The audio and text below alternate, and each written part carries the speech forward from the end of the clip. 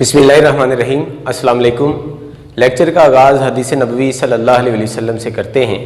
अल्लाह के नबी सल्लल्लाहु अलैहि वसल्लम की हदीस का मफ़हूम है, अल्लाह के नबी फरमाते हैं रिश्वत लेने वाला और रिश्वत देने वाला दोनों जहन्नम में जाएंगे, दोनों जहन्नम की आग में जलेंगे। आज के लेक्चर में हम डिस्कस करेंगे डाइलेक्ट्रिक पोलराइजेशन को और energy stored in the capacitor. तो सबसे पहले हम देखते हैं डाइलेक्ट्रिक पोलराइजेशन क्या है। फर्ज करो ये हमारे पास कैपेसिटर की दो पैरेलल प्लेट्स हैं और इसमें ये हमने डाइलेक्ट्रिक मटेरियल रख दिया। डाइलेक्ट्रिक हम इंसुलेटर को कहते हैं और इंसुलेटर में जो इलेक्ट्रॉन्स हैं वो फ्रीली मूव नहीं करेंगे, यानी वो एटम से अलहदा नहीं होंगे। तो ये जो इलेक्ट्रॉन्स हैं ये अपने अपने एटम के साथ टाइटली बाउंड हैं और कोई भी इलेक्ट्रॉन एटम से फ्री नहीं है। अभी आप देखो ये जो पॉजिटिव चार्ज हैं इन सब का सेंटर यहां बन रहा है, तो इसको हम बोलेंगे सेंटर ऑफ पॉजिटिव चार्जेस। और अगर हम इन सब नेगेटिव चार्जेस को देखें तो इन सब का सेंटर भी इधर ही बन रहा है, यानी पॉजिटिव चार्जेस का सेंटर और नेगेटिव चार्जेस का सेंटर कोइंसाइड कर रहे हैं। सेंटर ऑफ पॉजिटिव चार्ज और centre of negative charge coincide करने की वजह से ये एक दूसरे के इफेक्ट को कैंसिल कर देंगे और इसमें डाइलेक्ट्रिक मटेरियल की वजह से कोई इलेक्ट्रिक फील्ड इंड्यूस नहीं होगा। अब फर्ज करो दोनों प्लेट पे चार्ज स्टोर हो गया है, इस पे पॉजिटिव चार्ज स्टोर हो गया है और इस पे नेगेटिव। अब इसमें जो एटम है उनकी शेप कुछ इस तरह की हो जाएगी। ये जो पॉजिटिव चार्ज है ये इन एटम्स के इलेक्ट्रॉन को अपनी तरफ खींचेंगे और न्यूक्लियस को थोड़ा रिपेल करेंगे, तो ये एटम इस तरह का बन जाएगा। इसको हम बोलेंगे dipole. Two equal and opposite charges separated by small distance, इसको हम डाइपोल बोलते हैं। तो अब आपने देखा कि जब दोनों प्लेट पे चार्ज था तो इन दोनों प्लेट में इलेक्ट्रिक फील्ड पैदा हुआ और उस इलेक्ट्रिक फील्ड की मदद से हर एटम डाइपोल बन गया। ये फिनोमिना कहलाता है dielectric polarization. In presence of external electric field each atom becomes a dipole. This phenomena is known as dielectric polarization. आपने पढ़ा लास्ट वीडियो में कि जब दो प्लेट्स के दरमियान डाइलेक्ट्रिक मीडियम डालते हैं तो कैपेसिटेंस बढ़ जाती है। कैपेसिटेंस के बढ़ने की अब माइक्रोस्कोपिक लॉजिक हम ढूंढ रहे हैं और वो है डाइलेक्ट्रिक पोलराइजेशन। अब हर एटम डाइपोल बन गया है। अब आप जरा देखो इन पॉजिटिव चार्जेस का सेंटर कहां है। ये है पॉजिटिव चार्जेस और अब इनका सेंटर यहां बन रहा है। ये सेंटर शिफ्ट हो गया है टुवर्ड्स द नेगेटिव प्लेट और नेगेटिव चार्जेस का जो सेंटर है वो अब यहां बन रहा है, यानी नेगेटिव चार्जेस का जो सेंटर है वो शिफ्ट हो गया है टुवर्ड्स द पॉजिटिव प्लेट। अब ये दोनों चार्ज के सेंटर कोइंसाइड नहीं कर रहे, अब ये एक दूसरे के इफेक्ट को कैंसिल नहीं करेंगे बल्कि ये एक इलेक्ट्रिक फील्ड इंड्यूस करेंगे पॉजिटिव से नेगेटिव की तरफ। अब ये वाला जो इलेक्ट्रिक फील्ड इंड्यूस हुआ है ये एक्सटर्नल इलेक्ट्रिक फील्ड के ऑपोजिट डायरेक्शन में है और ये एक्सटर्नल इलेक्ट्रिक फील्ड की स्ट्रेंथ को पहले से कम कर देगा। अब डाइलेक्ट्रिक मटेरियल के डाइपोल बन जाने की वजह से इफेक्टिव चार्ज कम हो जाएगा। इस कैपेसिटर पे फर्ज करो 4 पॉजिटिव चार्ज स्टोर हुए हैं और ये चारों मजीद आने वाले चार्ज को रिपेल कर रहे हैं, लेकिन अब आप देखो यहां पर 2 नेगेटिव चार्ज भी इंड्यूस हो गए हैं। अब इस चार्ज को ये चारों रिपेल कर रहे हैं और ये दोनों इसको अट्रैक्ट कर रहे हैं और ये दोनों चार्ज इस चार्ज के इफेक्ट को पहले से कम कर देंगे। चार्ज कैपेसिटर पे वही रहेगा लेकिन चार्ज का इफेक्ट इन नेगेटिव चार्जेस की वजह से पहले से कम हो जाएगा, तो इफेक्टिव चार्ज डिक्रीज हो जाएगा। तो अगर इफेक्टिव चार्ज डिक्रीज हो जाएगा तो इफेक्टिव सरफेस चार्ज डेंसिटी भी डिक्रीज हो जाएगी। और आपने पढ़ा है इलेक्ट्रिक फील्ड बराबर होता है सिग्मा ओवर एप्सिलॉन नॉट। अगर इफेक्टिव सरफेस चार्ज डेंसिटी कम हो जाएगी तो प्लेट्स के दरमियान इलेक्ट्रिक फील्ड भी कम हो जाएगा। तो इसको आप एक और तरह से भी समझ सकते हैं कि डाइपोल बनने की वजह से ये एक इलेक्ट्रिक फील्ड इंड्यूस हुआ। इस इलेक्ट्रिक फील्ड की वजह से इस प्लेट में जो टोटल इलेक्ट्रिक फील्ड है पहले से कम हो जाएगा। अगर इलेक्ट्रिक फील्ड इंटेंसिटी कम हो जाएगी तो पोटेंशियल डिफरेंस क्योंकि ई के डायरेक्टली प्रोपोर्शनल है तो पोटेंशियल डिफरेंस भी प्लेट्स में कम हो जाएगा। और अगर पोटेंशियल डिफरेंस कम हो जाएगा तो वो कैपेसिटेंस के इन्वर्सली प्रोपोर्शनल है, तो दोनों प्लेट में कैपेसिटर की कैपेसिटेंस पहले से ज्यादा हो जाएगी। अब ये मजीद चार्ज को स्टोर कर सकेगा। अब हम बात करते हैं एनर्जी स्टोर्ड इन कैपेसिटर की। फर्ज करो ये हमारे पास पैरेलल प्लेट कैपेसिटर है जिसको हमने स्विच और बैटरी से जोड़ दिया है। अभी स्विच ऑफ है, इन प्लेट पे कोई भी चार्ज स्टोर नहीं है, तो प्लेट्स के दरमियान पोटेंशियल का डिफरेंस जीरो है। इनिशियली पोटेंशियल डिफरेंस जीरो है, लेकिन जैसे ही हम इस स्विच को ऑन करेंगे ये प्लेट इधर से इलेक्ट्रॉन रिमूव करेगी और यहां पॉजिटिव चार्ज स्टोर हो जाएगा और इधर नेगेटिव चार्ज स्टोर हो जाएगा। अब एक चार्ज स्टोर होने के बाद फर्दर चार्ज स्टोर करने के लिए बैटरी को पहले से ज्यादा वर्क करना पड़ेगा, क्योंकि जो चार्ज पहले स्टोर हो चुका है वो मजीद आने वाले चार्ज को रिपेल करेगा और अब इस पे एक और चार्ज स्टोर हो गया, पोटेंशियल डिफरेंस थोड़ा और बढ़ गया। अब तीसरा चार्ज स्टोर करने के लिए बैटरी को पहले से और ज्यादा वर्क करना पड़ेगा। शुरू में बैटरी को कोई वर्क नहीं करना पड़ा, अगला चार्ज स्टोर करने में ज्यादा वर्क करना पड़ा, उससे अगला चार्ज स्टोर करने में और ज्यादा वर्क करना पड़ेगा एंड सो ऑन। तो जैसे जैसे कैपेसिटर पे चार्ज स्टोर होता जा रहा है, मजीद आने वाले चार्ज पे रिपल्शन बढ़ रही है और बैटरी को पहले से ज्यादा वर्क करना पड़ रहा है। और जब कैपेसिटर मुकम्मल चार्ज हो जाएगा तो इसका फाइनल पोटेंशियल डिफरेंस बन जाएगा V, जो बैटरी के बराबर होगा। तो इनिशियली चार्ज नहीं था, पोटेंशियल डिफरेंस जीरो था और फाइनली कैपेसिटर मुकम्मल चार्ज हो गया और उसका पोटेंशियल डिफरेंस बैटरी के पोटेंशियल डिफरेंस के इक्वल हो गया। अब क्योंकि इलेक्ट्रिक फोर्स कंजर्वेटिव फोर्स है और कंजर्वेटिव फोर्स का जो वर्क डन होता है वो पोटेंशियल एनर्जी की फॉर्म में स्टोर हो जाता है, तो यहां पर जो बैटरी ने वर्क किया है वो यहां पे चार्ज की पोटेंशियल एनर्जी की फॉर्म में स्टोर हो जाएगा।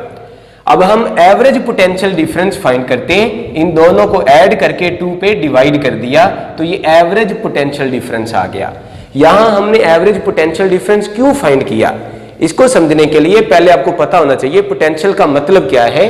1 कूलम चार्ज की पोटेंशियल एनर्जी, तो शुरू में 1 कूलम चार्ज की पोटेंशियल एनर्जी जीरो थी और एंड पे 1 कूलम चार्ज की पोटेंशियल एनर्जी V है, यानी हर कूलम चार्ज की पोटेंशियल एनर्जी एक जैसी नहीं है। तो फिर हम एवरेज पोटेंशियल एनर्जी ले लेते हैं हर चार्ज की कितनी है। तो 1 कूलम चार्ज की एवरेज पोटेंशियल एनर्जी बन गई 1/2 V। शुरू में जीरो थी, एंड पे V है, तो एवरेज हर चार्ज की पोटेंशियल एनर्जी हर कूलम चार्ज की वो 1/2 V बन गई। 1 कूलम चार्ज की पोटेंशियल एनर्जी 1/2 V है, तो Q चार्ज की पोटेंशियल एनर्जी क्या बनेगी, हम इसको Q से मल्टीप्लाई कर देंगे तो वो हमारी पोटेंशियल एनर्जी बन गई 1/2 QV। तो ये हमारे पास पोटेंशियल एनर्जी का फर्स्ट रिलेशन आ गया। अगर हम Q की जगह पुट कर दें CV तो ये हमारा फार्मूला बन जाएगा 1/2 CV²। और अगर हम V की जगह Q/C पुट कर दें तो फिर ये फार्मूला बन जाएगा Q²/2C। तो यहां पर हमने पोटेंशियल एनर्जी के 3 रिलेशन डिराइव कर लिए। पोटेंशियल एनर्जी को हम एक और तरह से भी ड्राइव कर सकते हैं। अगर हम ग्राफ बनाएं Q और V में, क्योंकि इसका C कांस्टेंट है, ना हम इसके एरिया को चेंज कर रहे हैं, ना डिस्टेंस को, ना मीडियम को, तो इसका C कांस्टेंट है। तो अगर हम Q और V का ग्राफ बनाएं तो वो स्ट्रेट लाइन बनेगा। इस ग्राफ की स्लोप Q/V है, वो बताएगी कैपेसिटेंस, और इस ग्राफ के नीचे वाला एरिया वो बताएगा हमें energy stored in the capacitor. तो यहां से अगर हम एरिया फाइंड करें तो ये एक ट्रायंगल बन रही है, तो इसका एरिया बनेगा 1/2 बेस इंटू हाइट, तो यही फार्मूला बनेगा 1/2 QV। अब आपके पास पोटेंशियल एनर्जी के 3 रिलेशन आ गए हैं। अब हमें कौन सा रिलेशन इनमें से पोटेंशियल एनर्जी के लिए यूज करना पड़ेगा, ये डिसाइड करेगा क्वेश्चन में कौन सी इंफॉर्मेशन दी गई है। अगर आपको इंफॉर्मेशन दी गई है चार्ज, वोल्टेज और एनर्जी के बारे में, तो आप ये फार्मूला यूज करेंगे। अगर आपके पास इंफॉर्मेशन है क्वेश्चन के अंदर वोल्टेज, कैपेसिटेंस और एनर्जी के बारे में, तब हम ये रिलेशन यूज करेंगे। अगर हमारे पास इंफॉर्मेशन चार्ज, कैपेसिटेंस और पोटेंशियल एनर्जी के बारे में है तो फिर हम ये थर्ड रिलेशन को यूज करेंगे। अब ये जो एनर्जी है ये कहाँ स्टोर हुई है कैपेसिटर में, तो इसके बारे में हम दो बातें करते हैं। अगर हम ये वाले रिलेशन यूज करें तो इनका मतलब है कि हम कह रहे हैं कि जो पोटेंशियल एनर्जी है वो कैपेसिटर की प्लेट्स के ऊपर चार्ज की इलेक्ट्रिकल पोटेंशियल एनर्जी की शक्ल में स्टोर हुई है। इसी बात को हम एक और तरह से भी बता सकते हैं। जब कैपेसिटर मुकम्मल चार्ज हुआ तो इसकी प्लेट्स के दरमियान इलेक्ट्रिक फील्ड पैदा हो गया। तो हम कह सकते हैं कि ये जो इलेक्ट्रिकल एनर्जी है वो इस इलेक्ट्रिक फील्ड की फॉर्म में कैपेसिटर की प्लेट्स के दरमियान स्टोर हो गई है। हमने यहां पर एनर्जी स्टोर के बारे में दो स्टेटमेंट बोली हैं।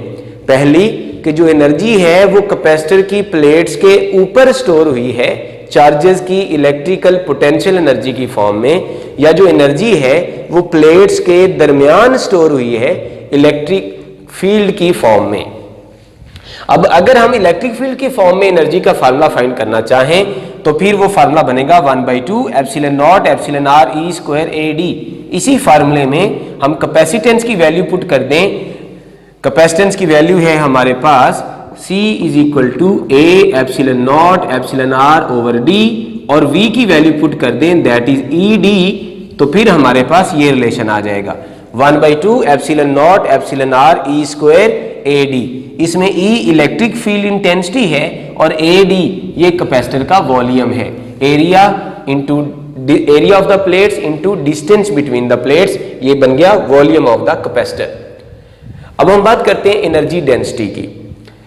एनर्जी डेंसिटी का मतलब होता है energy per unit volume. Unit volume के अंदर कितनी एनर्जी स्टोर हुई है।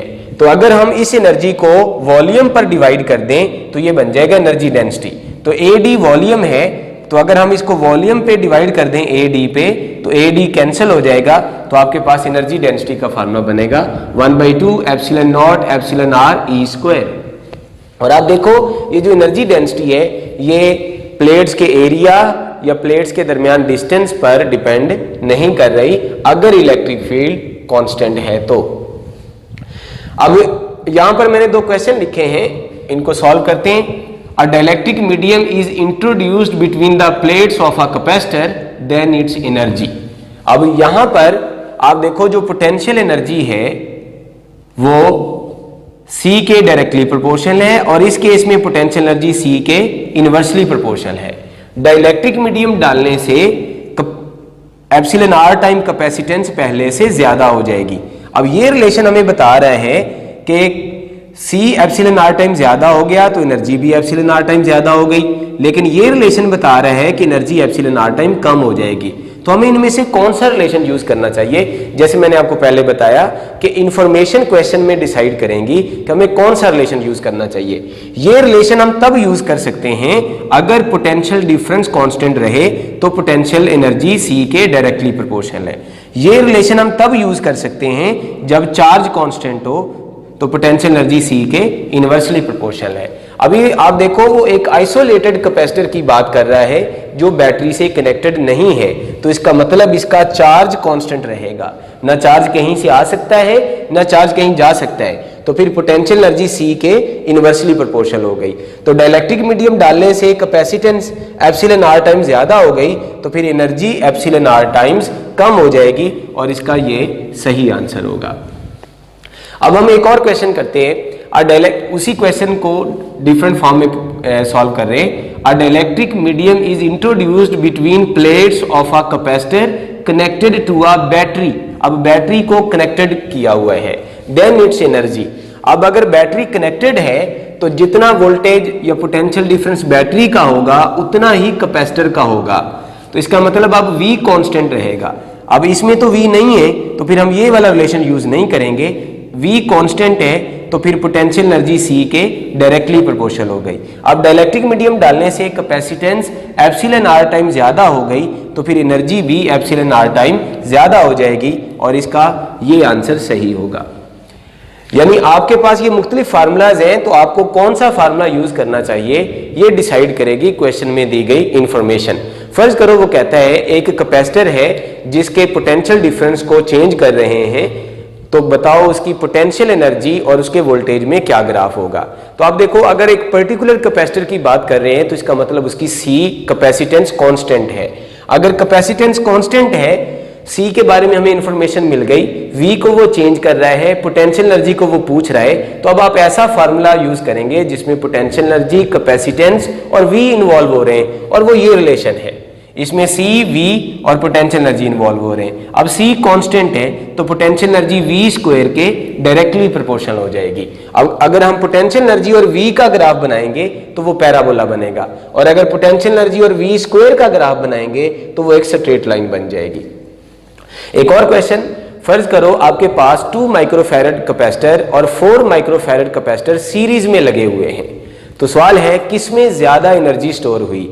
तो अब ये फार्मूला बता रहा है कि जिसका सी ज्यादा होगा उसकी एनर्जी ज्यादा होगी, और ये फार्मूला बता रहा है जिसका सी ज्यादा होगा उसकी एनर्जी कम होगी। अब वो सीरीज में लगे हुए हैं, ये फार्मूला हम तब लगाएंगे जब दोनों का वोल्टेज सेम होगा, और ये फार्मूला हम तब लगाएंगे जब दोनों का चार्ज सेम होगा। अब सीरीज में क्योंकि दोनों कैपेसिटर का चार्ज सेम है तो फिर हम ये रिलेशन यूज करेंगे, चार्ज सेम हो गया, पोटेंशियल एनर्जी सी के इनवर्सली प्रोपोर्शन, जिसका सी कम होगा उसकी कैपेसिटेंस, उसके अंदर एनर्जी ज्यादा स्टोर होगी, और जिसका सी ज्यादा होगा उसमें एनर्जी कम स्टोर होगी। Thank you so much, Allah Hafiz.